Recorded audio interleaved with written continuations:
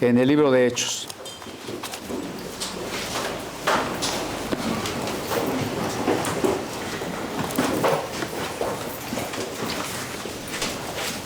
Capítulo 26.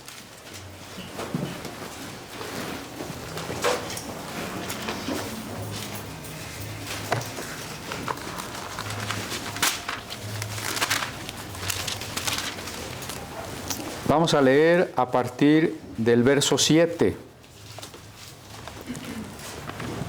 Promesa cuyo cumplimiento esperan que han de alcanzar nuestras 12 tribus, sirviendo constantemente a Dios de día y de noche.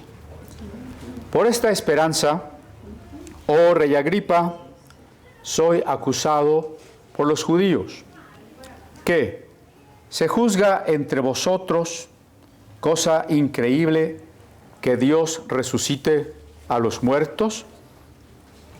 Yo ciertamente había creído mi deber hacer muchas cosas contra el nombre de Jesús de Nazaret, lo cual también hice en Jerusalén. Yo encerré en cárceles a muchos de los santos, habiendo recibido poderes de los principales sacerdotes. Y cuando los mataron, yo di mi voto, y muchas veces, castigándolos en todas las sinagogas, los forcé a blasfemar. Enfurecido sobremanera contra ellos, los perseguí hasta en las ciudades extranjeras. Vamos a dejar ahí la lectura. Tome su lugar, por favor.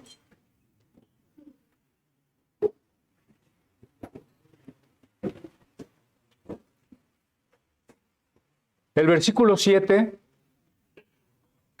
que comienza mencionando la promesa, y que el domingo pasado estuvimos reflexionando. ¿Cuál es esa promesa que Dios le dio a los padres?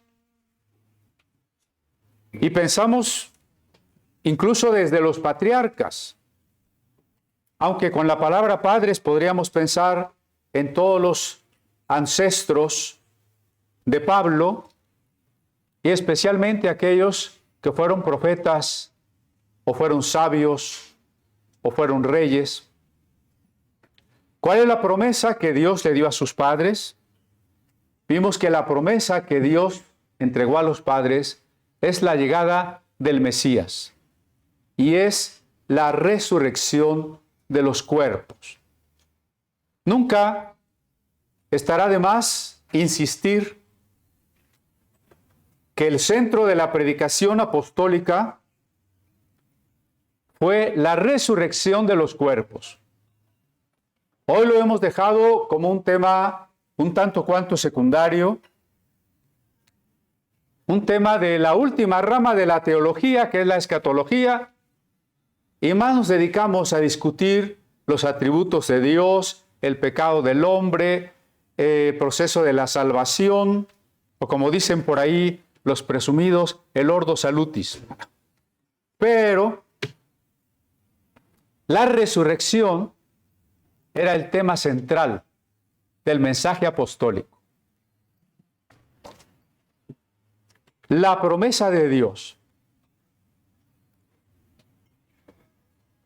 Cuando me dicen qué pruebas hay de que la Biblia es la palabra de Dios, ¿qué pruebas hay de que la Biblia es un libro inspirado?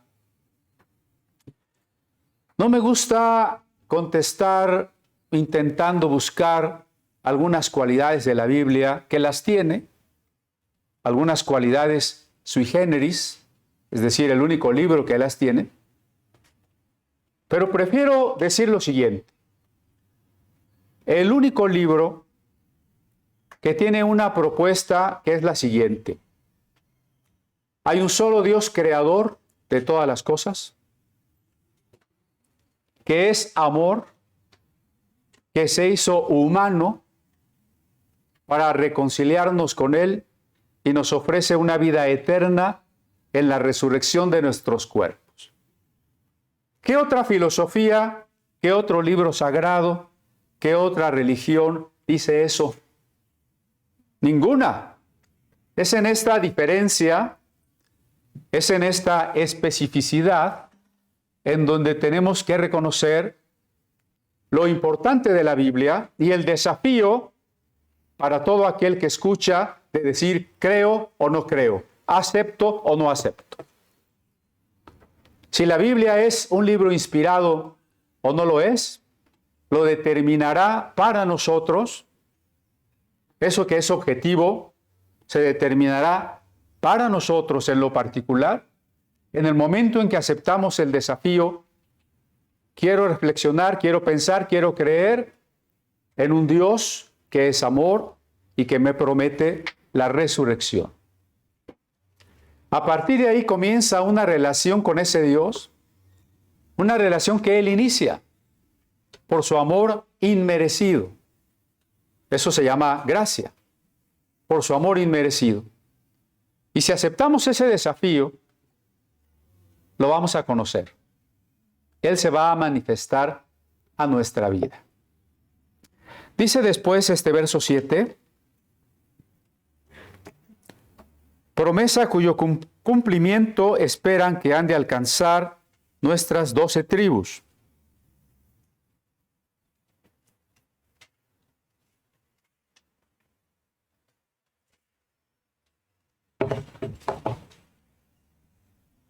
¿Estamos bien en la transmisión?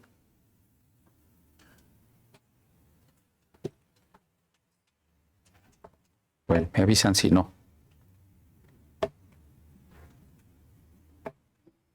Yo no tengo la transmisión. ¿Sí? Gracias. Bien, promesa que han de alcanzar nuestras 12 tribus. Aquí me detengo porque este es un pasaje difícil. Las 12 tribus de Israel, usted recordará que en los relatos del Génesis, el patriarca Jacob, llamado también Israel, tuvo 12 hijos. Sin embargo, las 12 tribus hoy no existen. En los tiempos de Pablo, cuando él está diciendo estas cosas, no existían. Entonces, ¿a qué se refiere con las 12 tribus? No existían por lo siguiente.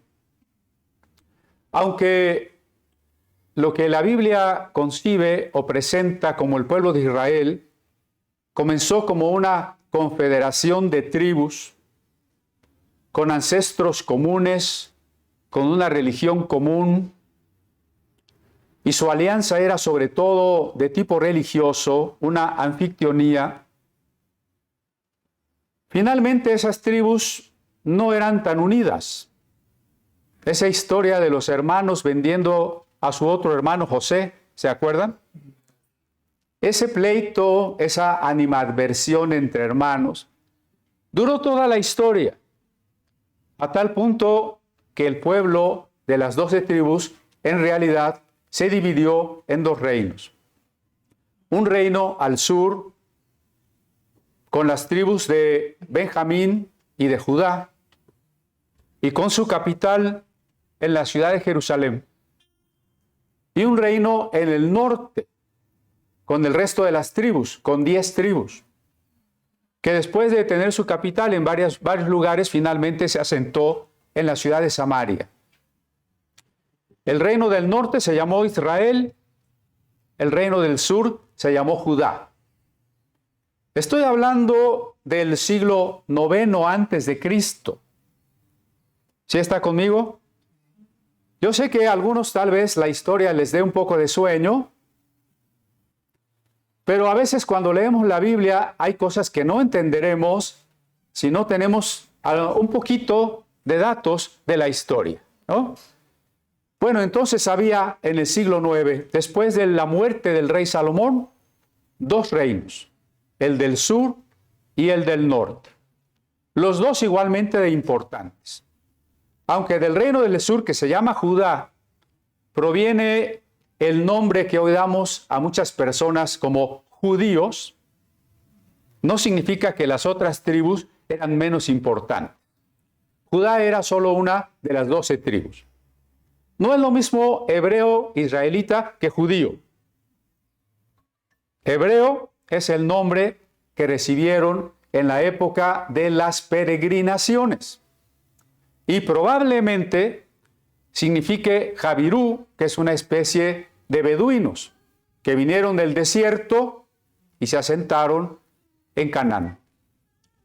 Ya en Canaán, cuando forman un reino, los podemos conocer como Israel o israelitas. Cuando el reino se divide y el de abajo, el del sur, es Judá, ahí están los judíos. Sí ve que hay ciertas diferencias, ¿no? Bueno. El reino del norte fue destruido por el imperio asirio en el año 722.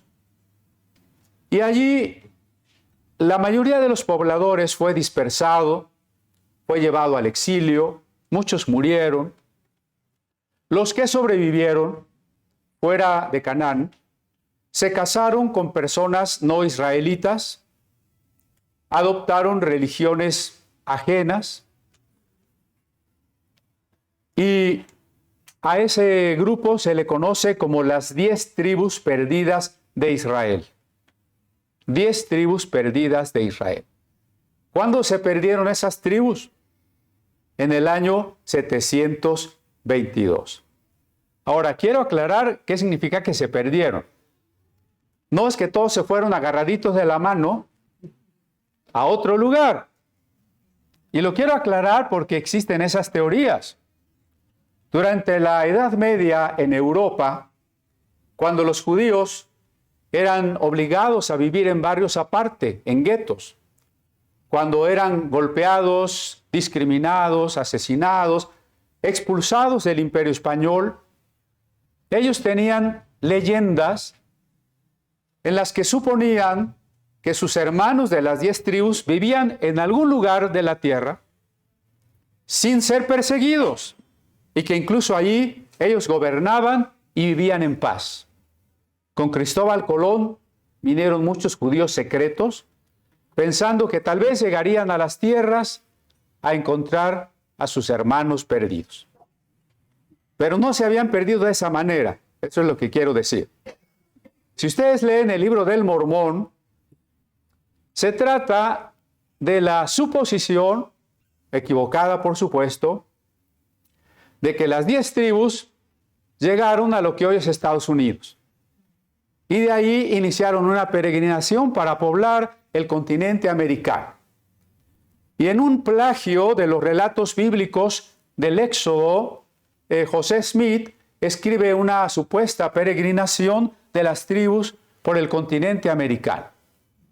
Eso tampoco es verdad. Las 10 tribus dejaron de existir porque se desintegraron, se asimilaron, se mezclaron. Punto. Entonces, ese es el primer punto. Cuando Pablo dice que las 10 tribus tienen la esperanza, no es que él fuera ignorante, por supuesto, de la historia de su propio pueblo, pero él quiere decir otra cosa diferente. Por lo pronto, Jesús, al inicio de su ministerio, del probablemente 3 años y medio, escoge 12 enviados, 12 personas que él va a enviar, llamados apóstoles, ¿no? Los 12 apóstoles. ¿Por qué escoger 12? ¿Por qué no 10 o 50 o 14? ¿Por qué 12? Tan importante era el número 12 que previamente al Pentecostés el número estaba incompleto porque Judas se había suicidado. Y el apóstol Pedro dijo, necesitamos orar para saber quién debe completar el número 12. ¿Ve que el número 12 era importante? Era tan importante que Jesús dijo que los 12 apóstoles recibirían 12 tronos para juzgar a las tribus de Israel. Y cuando llegamos al Apocalipsis, nos encontramos con una descripción de la ciudad de oro que tiene 12 puertas y 12 fundamentos. Y el texto dice que son las 12 tribus y los 12 apóstoles. es decir, esa ciudad que representa la iglesia resucitada, está constituida a su vez por aquellos que representan los 12 apóstoles y las 12 tribus. El famoso número que ha sido también tan mal interpretado, los 144,000, ¿usted será alguno de ellos? ¿Quiénes son los 144,000? Ya les había contado alguna vez que en la infancia, tendría yo unos 10 años, cuando acabé el Antiguo Testamento y empecé a leer el Nuevo, llegué al Apocalipsis y decía los 144,000 y decía las tribus, ¿no? Apocalipsis 7, Apocalipsis 14, ahí dice de la tribu de Aser, de la tribu de Gad, la tribu de Neftalí, la tribu de Rubén. Y yo dije, caray, ¿yo de cuál seré? Se me hace que no me voy a salvar porque, que yo sepa, yo soy de la tribu de Nopalín. Ojalá que mi abuelo, mi bisabuelo, tenga un poquito de sangre judía y a ver si me toca. Y luego 144,000 son bien poquitos. ¿Quién puede merecer de millones y millones estar en ese grupito de los 144,000?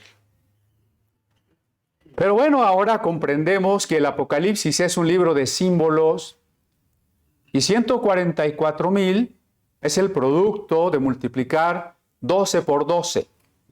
12 apóstoles, 12 tribus. Y el 1000 podemos traducirlo como chorrocientos. 144,000 son todos, toda la iglesia. Es el número que representa toda la iglesia, ¿no? Jesús, a lo largo de su ministerio, de sus predicaciones y de sus acciones, mostró que Él era el nuevo Moisés, que Él era mayor que la ley, que Él era mayor que Aarón, que Él era mayor que el templo, y eso está muy claro en la carta a los Hebreos. Por eso Él inició el nuevo Israel. 12 apóstoles porque Jesús inició el nuevo Israel. Es el nuevo Israel que también de manera simbólica cruzó el Jordán, porque Juan el Bautista se fue a bautizar del otro lado del Jordán, es decir, allí donde Josué y las tribus llegaron para entrar a la tierra prometida, allí Juan bautizaba. Y todos los que se bautizaban en actitud de arrepentimiento estaban iniciando un nuevo Israel, una nueva entrada a una tierra prometida. Si tenemos esto claro, podemos comprender mejor al apóstol Pablo. Hablar de las 12 tribus es entonces hablar de todo el pueblo de Dios. Todo el pueblo de Dios nos incluye a nosotros. Si usted dice, bueno, yo no soy de la tribu de Zabulón ni de la tribu de Simeón, pero yo soy de la tribu de los chichimecas, de los tlaxcaltecas, de los empualtecas. Somos el pueblo de Dios, ¿no? Somos el pueblo de Dios. ¿Quién es el verdadero pueblo de Dios? Los verdaderos hijos de Abraham. Vamos a ver varios pasajes como Romanos 10, 21. Esta es una carta escrita por el apóstol Pablo, que es precisamente quien está dando este discurso ante el rey Agripa, su hermana Berenice, el procurador Festo, los tribunos de las cohortes romanas y toda la gente importante que está ahí reunida. Ese que está hablando allí, ese Pablo que está haciendo su apología, es el mismo que ha redactado esto que vamos a leer. Romanos 10, 21. Pero acerca de Israel dice, todo el día extendí mis manos a un pueblo rebelde y contradictor. ¿Por qué he querido mencionar primero este verso? Porque a veces, no sé si a veces, casi siempre, mejor dicho, tenemos una idea equivocada del pueblo judío. Pensamos que el pueblo judío está constituido por puros hombres con su sombrero negro, sus pellets, su levita, y que todos se portan muy bien. No es así. Si leemos la historia y los textos de los profetas, Isaías, Jeremías, Ezequiel, Amós, todos ellos, son reprensiones constantes al pueblo de Israel, al reino del norte, algunos profetas como Oseas, otros al reino del sur, como Isaías, pero todos reprenden al pueblo de Dios por su idolatría, por su infidelidad, por la corrupción de los jueces, México, por la corrupción de los sacerdotes. La historia de la Biblia respecto del pueblo de Israel es una historia de rebeldía, de falla, de infidelidad. Hoy sigue siendo igual. No crean ustedes que todos los judíos ni siquiera son religiosos. Primera, no todos los religiosos son personas justas, como en cualquier religión. ¿Será que todas las personas católicas o evangélicas, todos los que van a una iglesia, se portan bien? No voltee a ver a nadie, por favor.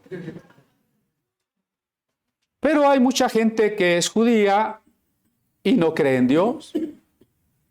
El judaísmo ortodoxo está infiltrado, contaminado tremendamente de esoterismo, de cábala, de ocultismo. En ciudades tan importantes como Tel Aviv o Jerusalén, hay marcha homosexual cada año. Entonces hay que tener presente esto con respecto al aspecto físico de raza del pueblo judío. Todo el día extendí mis manos a un pueblo rebelde y contradictor. Pero vamos ahí cerca a Romanos 9, de los versos 6 al 8. Hablando de los judíos que no creen, hay que aclarar también aquí unas diferencias. Hay muchos judíos que sí creen en Jesús. La iglesia comenzó con puros judíos que vieron en Jesús a su Mesías, ¿no? Hay muchos judíos que no creen en Jesús. Y hay muchos no judíos que se creen judíos. Eso es otra cosa. Pero dice el verso 6, no que la palabra de Dios haya fallado.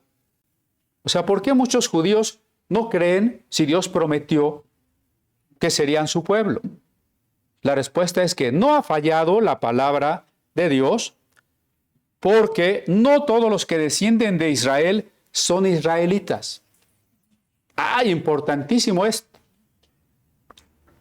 No todos los que descienden de Israel son israelitas. Es una palabra dura para el que confía en su supuesta ascendencia judía. Dice el Evangelio, Dios podría levantar hijos de Abraham a Abraham de estas piedras, ¿no? Si no confíes en eso, en una ascendencia física. Ni por ser descendientes de Abraham son todos hijos. Qué barbaridad, esto sí está extraño. No por ser descendientes de Abraham son todos hijos.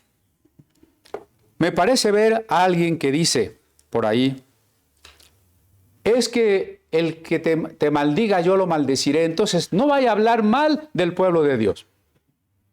No estamos hablando mal del pueblo de Dios. El pueblo de Dios es usted. No vamos a hablar mal de usted. Vamos a tratar de dilucidar qué es, según la Biblia, el pueblo de Dios, ¿no? Reconocer la falla de personas que se creyeron el pueblo de Dios, o preguntarnos si son o no son, en qué medida, en qué sentido son o no el pueblo de Dios, no tiene que ver con maldecir. Pero es muy importante que esos pasajes del Antiguo Testamento que se refieran a Abraham, a Israel, a Jerusalén, a Sion. Los apóstoles los leyeron desde Jesucristo, los leyeron desde su fe en Jesucristo y por tanto los aplicaron a la iglesia. ¿Por qué no todos los que nacieron de Abraham son hijos de Abraham? Porque la promesa es, en Isaac te será llamada descendencia. Abraham tuvo una familia muy grande. La primera parte de su familia fueron todos los sirvientes, amigos y familiares que iniciaron con él la peregrinación desde Mesopotamia hasta las tierras de Harán y después a Canaán. Todos ellos se circuncidaron cuando Dios así lo indicó. Todos ellos forman el primer núcleo de lo que se conocería después como el pueblo de Israel. Pero Abraham hasta ese momento no tenía hijos. Después Abraham tuvo a Ismael, luego a Isaac y luego tuvo otros hijos cuando se casó con Sétura. Pero la promesa es, en Isaac te será llamada descendencia. No se trata de despreciar a Ismael y a los árabes. No interpretemos políticamente el texto. Se trata de una enseñanza teológica. ¿En qué consiste la enseñanza teológica? Sara no podía tener hijos. Y entre más años cumplía Sara, entre más declinaba el día, menos podía tener hijos. Así que cuando Sara se embarazó de Isaac, cuando Isaac nació, podemos afirmar sin ambajes que se vivió, que se experimentó un milagro de Dios. En ese sentido, Isaac es el hijo de un milagro. ¿Quién es entonces la verdadera descendencia de Abraham? Aquellos que son hijos de un milagro. ¿Cómo podemos ser hijos de un milagro?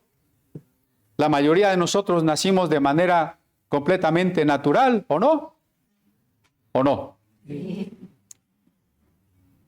Pero cuando Jesús le decía a Nicodemo, necesitas nacer otra vez, le hablaba de un nacimiento milagroso. Por eso Nicodemo no lo entendía y decía, pero si ya estoy viejo, ¿cómo puedo yo volver a nacer? Tenemos que nacer del Espíritu. Ese nacimiento milagroso es el nuevo nacimiento, porque eso es ser hijo de la promesa. ¿Recuerdan que el tema que está tratando Pablo es la promesa? ¿No? Se trata de ser hijos de la promesa. Sigamos leyendo. Verso 6. Esto es, no los que son hijos según la carne son los hijos de Dios. Tal vez usted alguna vez acostumbrado a leer tanto acerca del pueblo de Israel en la Biblia, acostumbrado a que a veces las posturas teológicas exaltan demasiado lo judío. Tal vez usted haya dicho, me hubiera gustado nacer judío. Y esa es la razón por la que muchos evangélicos son arrastrados a los judaizantes. Ya se los comenté alguna vez, ¿no? ¿Cómo te apellidas tú? Pues me apellido Benavides. Ah, no, entonces eres judío, porque mira, Ben es hijo. David es hijo de David. Benavid es la forma española, entonces eres judío. Ah, no, pues ya. Y resulta que es Benavides porque el encomendero bautizó a todos los indígenas a su cargo con su apellido. Por ejemplo, ¿no? Entonces, pues nada que ver. Pero quisieran ser judíos. Pero mire lo que dice aquí el texto. No son los hijos según la carne los hijos de Dios, sino que los que son hijos según la promesa son contados como descendientes. ¿Quiénes son descendientes de Abraham? Miren, la prueba que los judíos se han mezclado durante siglos con otras razas es que los judíos de China son amarillos, y los judíos de África son negros, y los judíos del este de Europa son güeros. Porque no son hijos los que son según la carne, sino los que son según la promesa, y en la promesa se nace por la fe. Vamos a ser hijos de Abraham, descendientes de Abraham, según la promesa. En ese mismo versículo, vámonos al verso 27. También Isaías clama tocante a Israel. Si fuere el número de los hijos de Israel como la arena del mar, tan solo el remanente será salvo. Hay que tener aquí mucho cuidado porque hay una doctrina escatológica que se llama el dispensacionalismo. Voy a hablar de la doctrina, no voy a criticar a mis hermanos dispensacionalistas. Son mis hermanos y los quiero mucho, y yo fui dispensacionalista mucho tiempo, ¿no? Pero el dispensacionalismo supone que va a llegar un momento en que todo Israel se va a salvar. Y uno dice, ¿qué quieres decir con todo? ¿Los que ya se murieron? ¿O todos los que en ese momento estén vivos? ¿Quién sabe qué quieren decir con todo? Pero ellos suponen que todo. Pero vean aquí el contraste. A Abraham se le dijo, tu descendencia será tan numerosa como los granos de arena y como las estrellas del cielo. Y aunque Abraham no sabía que las estrellas eran tantas, hoy, gracias a los radiotelescopios, sabemos que el número de estrellas es tan grande como los granos de arena de todas las playas del mundo. Sin embargo, con toda esta descendencia innumerable, la palabra de Dios advierte, solo el remanente será salvo. Remanente quiere decir un pequeño grupito. ¿Qué características tiene ese pequeño grupito? Si es los que se portan bien, yo ya no entré. Los que tienen fe, los que por la fe han aceptado la promesa que se nos da en Jesucristo, por quien por la fe ha aceptado al Mesías. Por eso el verso 31 dice, mas Israel, que iba tras una ley de justicia, no la alcanzó. Los judíos idolatran a la Torá. Muy a propósito uso la palabra con precisión, idolatran la Torá.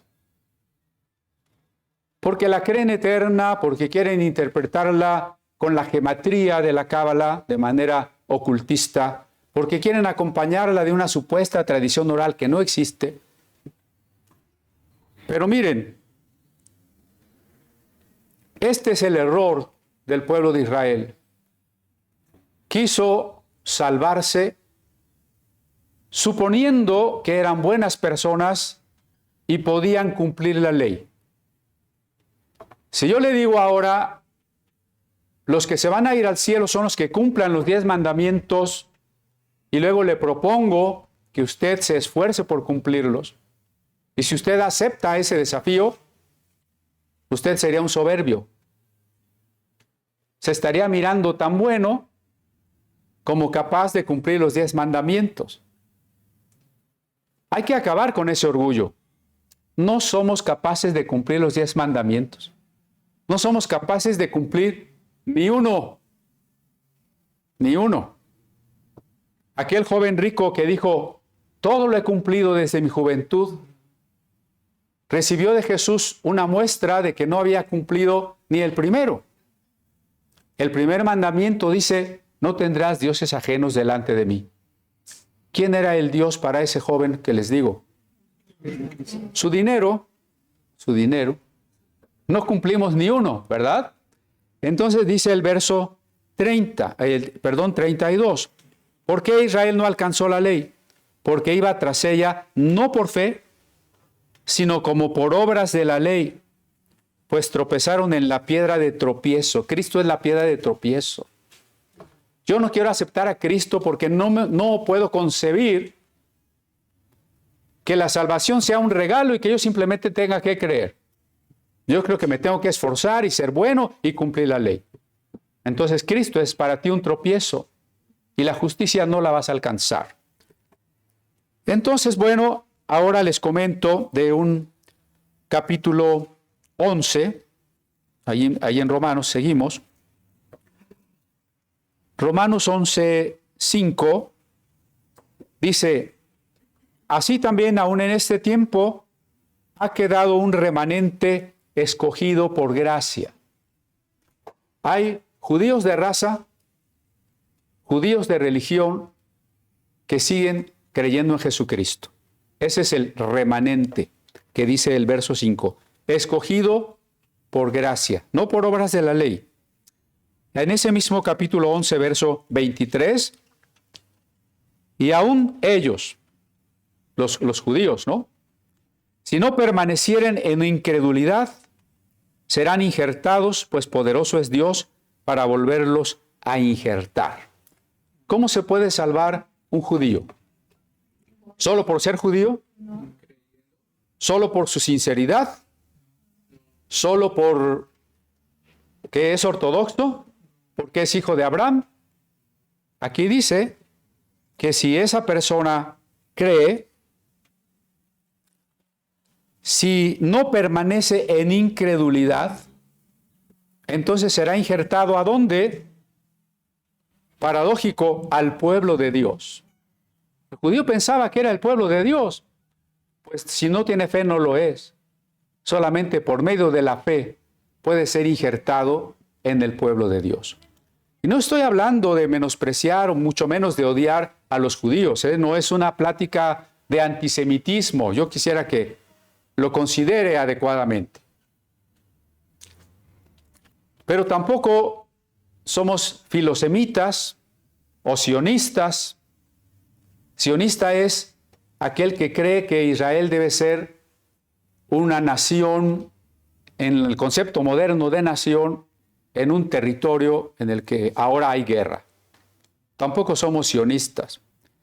Voy a citar a un autor contemporáneo judío que se llama Shlomo Sandi, y aclaro que es judío porque su opinión es importante al estar en contra del sionismo.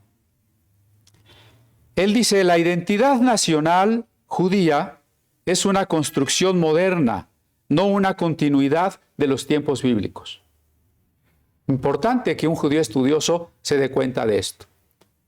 Cuando la mayoría de los cristianos, por ejemplo, en sus marchas y allá por las calles, llevan sus banderitas de la estrella de David, que no era de David, ¿no? Que es un símbolo medieval, estamos a 2000 años de David, ¿no? Y allá van con sus banderitas, ¿no? Pensando que apoyan al Israel de la Biblia. Lo que este autor está diciendo es que el actual Estado de Israel es un concepto moderno de nación. ¿En qué momento las naciones modernas nacieron? Pienso en Alemania, en Italia, que eran pequeños reinos, no eran una nación, no eran un país como ahora los vemos. Fue en el siglo XVI y hasta el XIX. Bueno, ese concepto moderno de nación, los europeos se lo impusieron a los judíos para mandarlos a vivir a otro lado. Y muchos judíos se compraron el concepto de nación.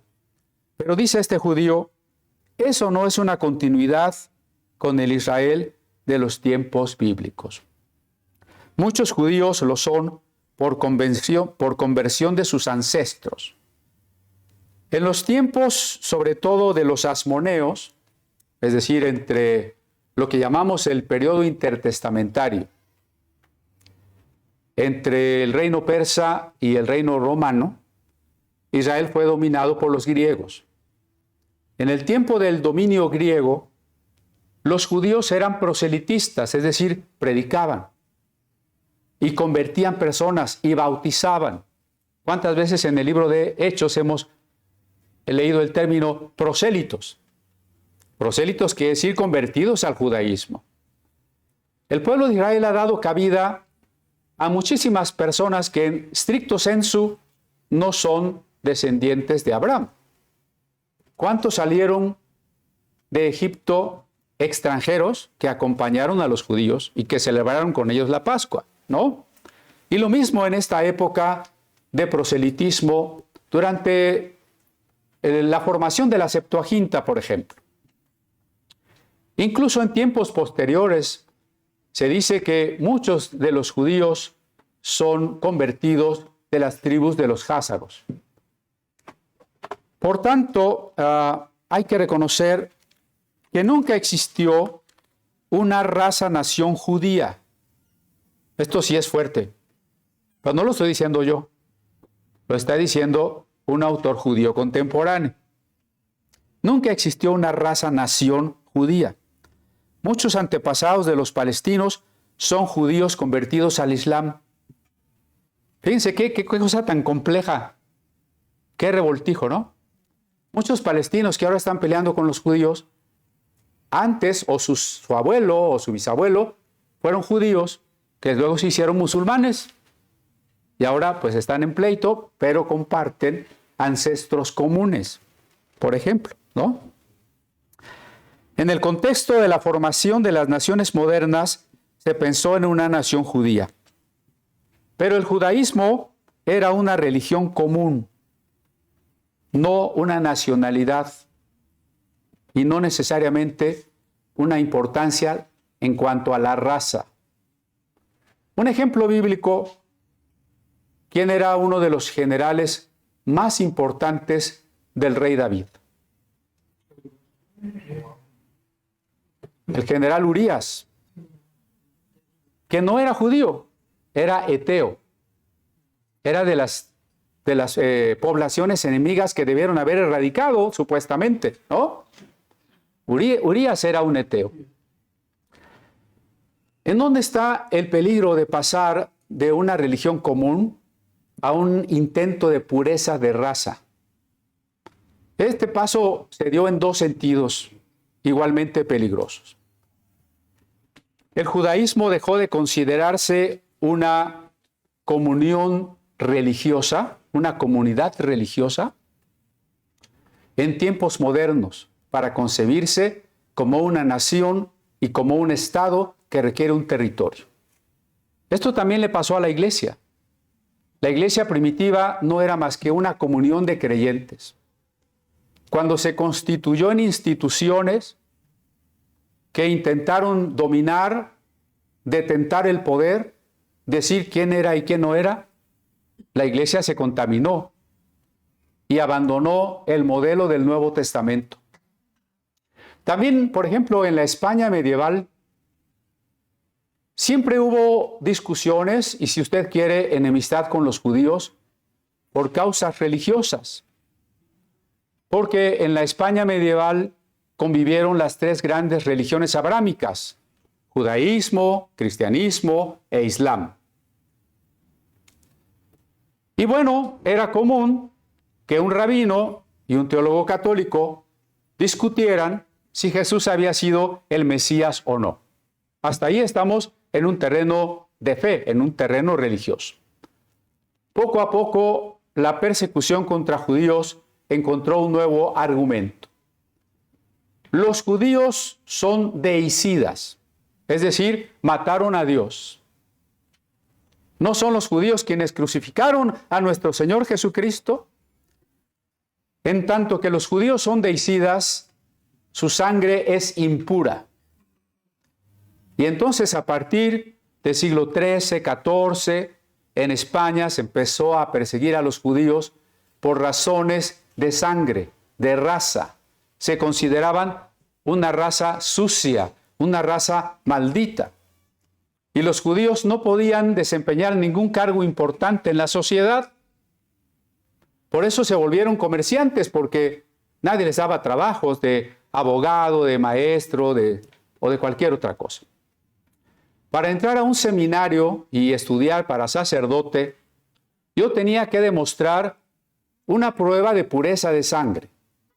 Y eso quería decir que yo tenía que probar que por 4 generaciones hacia arriba de mí, nadie había sido judío. Y si nadie en mis ancestros había sido judío, entonces yo pasaba la prueba de sangre y podía entrar a un seminario. ¿Ve? Esta persecución contra los judíos que terminó en linchamientos, quemas en la hoguera, se convirtió en una enemistad teológica y para llegar a ser una persecución por cuestiones de raza. Y el primer ejemplo que les digo es al revés. Los judíos, que eran una comunidad religiosa, ahora quieren sentirse una raza distinta, lo que ha traído también en la mayoría de ellos una actitud xenófoba, es decir, tú eres un gentil, eres inferior, me contaminas, no puedo ir a tu casa, no puedo comer lo que tú comes, etc. Bueno,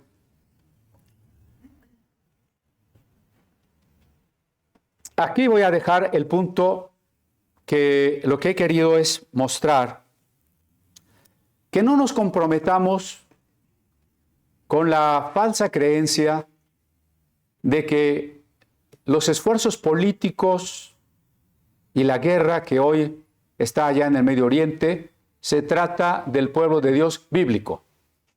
No se trata de eso. El pueblo de Dios bíblico era otra cosa. 12 de las tribus ya no existen. Y el verdadero pueblo de Dios, los verdaderos hijos de Abraham, son los creyentes de ¿qué tribu? Como dice también Apocalipsis, de todo pueblo, tribu, lengua y nación. ¿Cuántos quisieran aprender hebreo para alabar mejor a Dios? No, porque ahí dice de cualquier lengua, ¿no? ¿Usted puede alabar a Dios en español? Pero a Dios le agradaría más si lo hiciera en hebreo. ¿Verdad que no? ¿Qué le agrada a Dios? En espíritu y en verdad. Bueno, ahora el siguiente verso, volvamos a Hechos 26.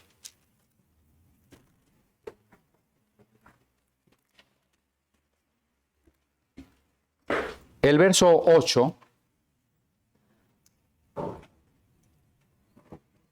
Después de hablar de la esperanza de las 12 tribus, en el entendido paulino que hemos encontrado en la carta a los romanos, esas 12 tribus son la iglesia. Pablo insiste y desafía a todos sus oyentes y especialmente al rey Agripa. ¿Se juzga entre vosotros cosa increíble que Dios resucite a los muertos? Este es el título que hemos puesto a nuestra plática de hoy. ¿Podrá Dios resucitar al que es pura ceniza porque lo quemaron?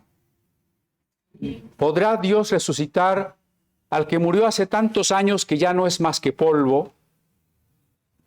Incluso para poner la cosa más grave, es polvo disperso. Porque ese polvo en que se convirtió fueron nutrientes de la tierra que las plantas absorbieron. Y esas plantitas se las comieron las vacas. Y esas vacas las hicieron bisteces y usted se comió el bistec, ¿no? O sea, polvo disperso. ¿Podrá Dios resucitar al que está totalmente desintegrado? Esa es la pregunta. Y es una pregunta que debe hacernos temblar.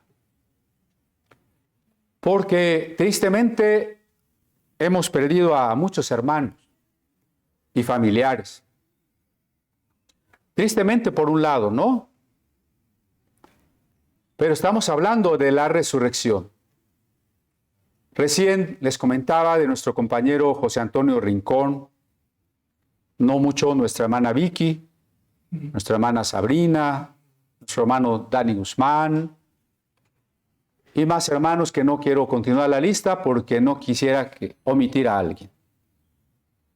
Pero hemos sentido la tristeza de esa partida, ¿no? De nuestro hermano José Pineda, de mi mamá hace año y medio, más, muchos más.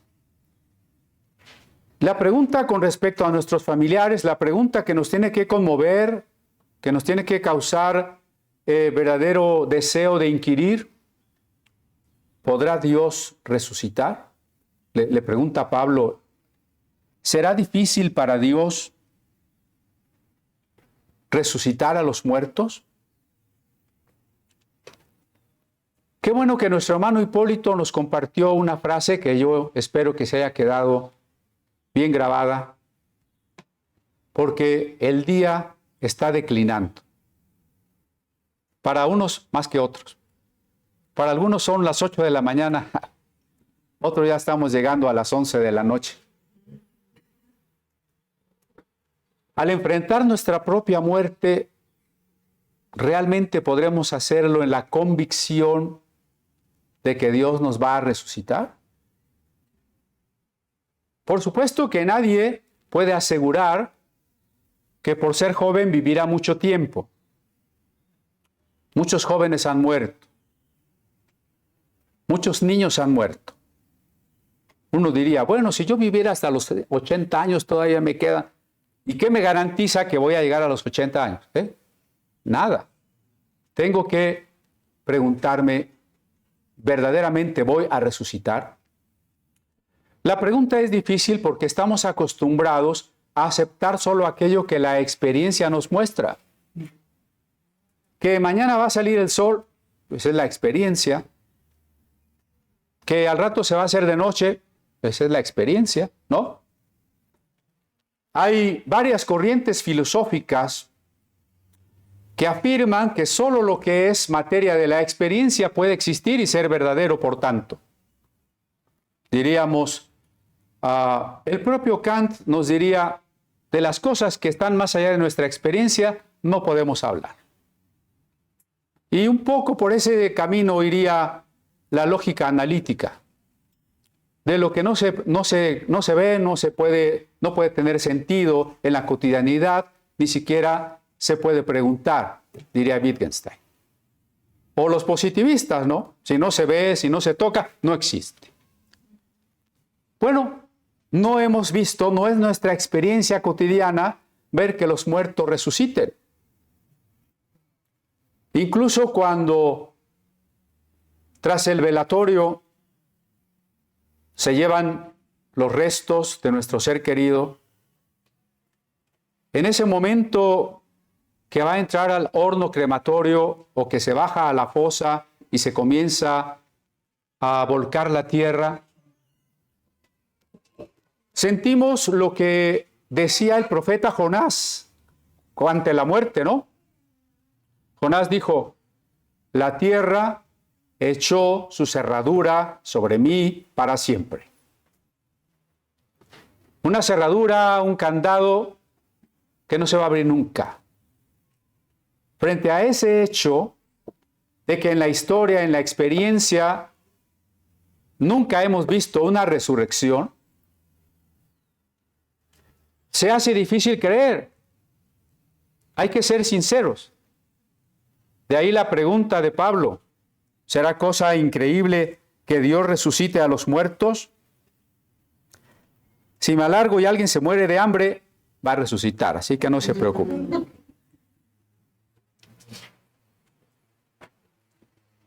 Mire, primero pensemos que Dios es el creador de todo cuanto existe. Si lo que existe no existiera, por supuesto es una hipótesis muy contradictoria.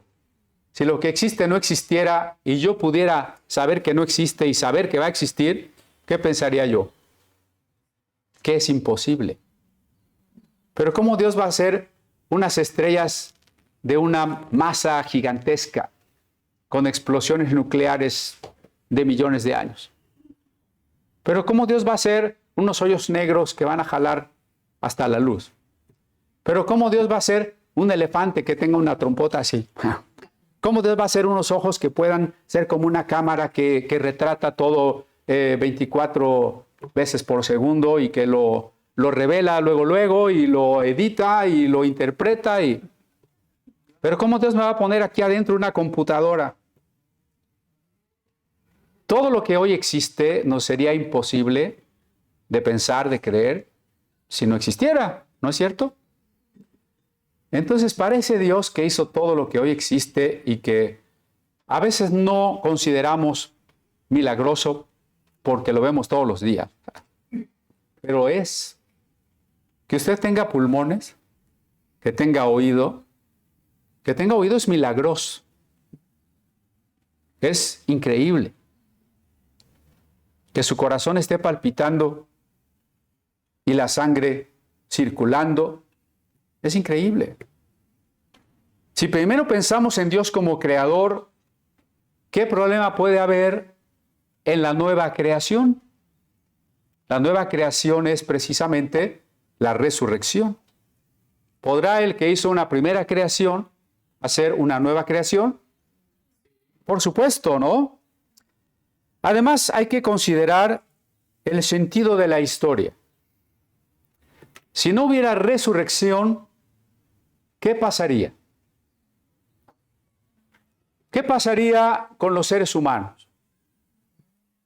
Que cada uno que ha muerto ha dejado de existir por completo y para siempre. Tendríamos que consolarnos con lo inconsolable, la postura de los biólogos, ¿no? Te desapareces y ya, ¿qué? Pero cuando la humanidad se extinga, cuando la vida sobre el planeta se extinga, entonces, ¿cuál habrá sido la última palabra? ¿La muerte o la vida? Pues la muerte. Y un Dios que es, un Dios que vive, Jehová significa el que es, el que vive. Un Dios que vive podrá aceptar que la última palabra sea la muerte. Cuando las estrellas se sigan alejando tanto y los combustibles de las estrellas se agoten, el universo será un vacío absolutamente oscuro y congelado. ¿Qué habría triunfado? ¿El todo o la nada? La nada. Pero esta es la novedad del Evangelio.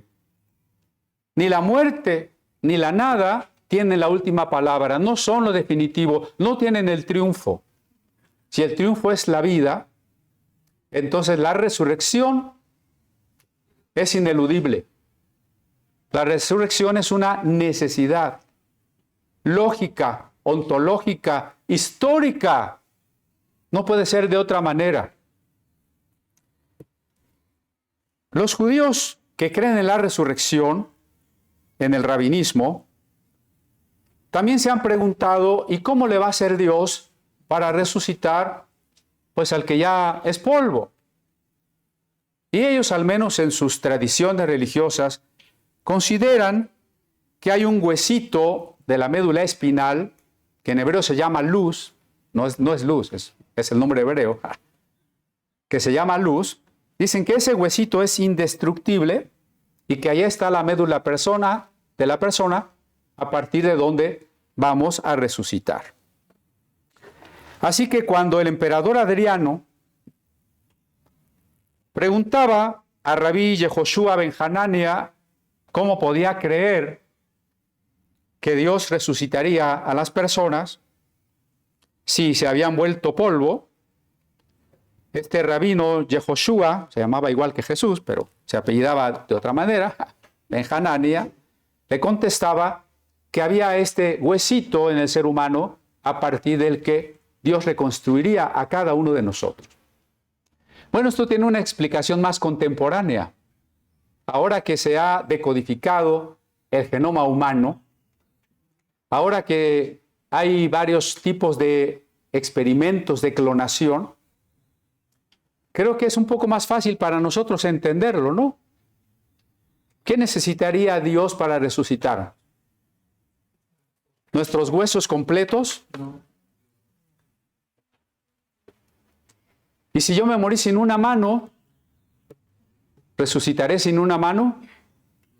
¿Eternamente me faltaría un brazo o un ojo? Y si me muero viejito, eternamente voy a ser un viejito. ¿Cómo le va a hacer Dios, no? Mucho tiempo se creyó que a las personas que morían no se les debería cremar, incinerar, porque ¿cómo iban a resucitar? La idea de que el cuerpo tendría que estar completo, también la vemos en los egipcios que embalsamaban los cadáveres. O en los pueblos y culturas que suponían que la persona tenía que ser sepultada para que pudiese existir en la otra vida, como los griegos. Pero a Dios no le cuesta ningún trabajo resucitar al disperso. Ya me expliqué qué quiere decir disperso, ¿verdad? ¿Cómo le va a costar eso a Dios? Cuando quemaron a un predicador checoslovaco que se llamó Juan Hus, después de matarlo, quemaron su cadáver y luego de quemar su cadáver, esparcieron sus cenizas en el río con las palabras para que no resucite en el día postrero. Pues es como pensar que hay cosas que Dios no puede. Si Juan Hus era un hereje, ¿qué miedo deberíamos tener de que resucite? Eso era una contradicción, ¿no? Pero la otra, si yo esparzo sus cenizas en el río, ¿ni Dios lo va a poder resucitar? Eso era limitar el poder de Dios, ¿no? Mire, volviendo a la idea del genoma, somos ante todo una organización, una estructura, un sistema de información. Eso es lo que Dios va a resucitar para que nuestro cuerpo vuelva a existir. Esa información, esos genes, esas características, esos fenotipos, cada una de esas cosas que le constituye a usted, en última instancia es información. ¿Qué es lo que Dios va a tomar entonces? Información. Dice, aquí está otra vez cada uno de mis hijos, cada una de mis hijas. No con otro cuerpo, es muy importante que aclaremos eso. Dios no nos va a dar otro cuerpo. ¿Por qué no nos va a dar otro cuerpo? Porque vino a salvarnos a nosotros. Si usted tuviera otro cuerpo, usted no sería usted. Las personas que creen en la reencarnación creen que somos el alma. Y como pasamos de cuerpo en cuerpo, el alma pasa de cuerpo en cuerpo, teóricamente seguimos siendo los mismos, con un cascarón diferente. ¿De acuerdo con la Biblia? No. Dios creó al hombre del polvo de la tierra. Cuando Jesús encarnó en un cuerpo. Así que somos el cuerpo. Y si Dios nos diera otro cuerpo, en vez de salvarnos, nos estaría sustituyendo. Dios no nos va a sustituir. Ni siquiera por otro más guapo. Ya vamos a estar guapos, así que no hay problema. Vamos a ser nosotros mismos, desplegados en toda nuestra potencialidad, en la perfección, en la plenitud de lo que Dios quiso que fuéramos. Esa es la resurrección. Eso es lo que debe darnos fuerza frente a nuestra propia muerte, frente a la sensación de la brevedad de la vida y frente a la tristeza cuando extrañamos a aquellos amados que ya no están con nosotros. La respuesta a la pregunta de Pablo la sabemos. ¿Se juzga cosa increíble que Dios resucite a los muertos? ¿Podrá Dios levantar a alguien que ya es ceniza o ya es polvo? Nuestra respuesta es sí, porque esa es la promesa de Dios. Porque la omnipotencia de Dios no tiene ningún problema con eso.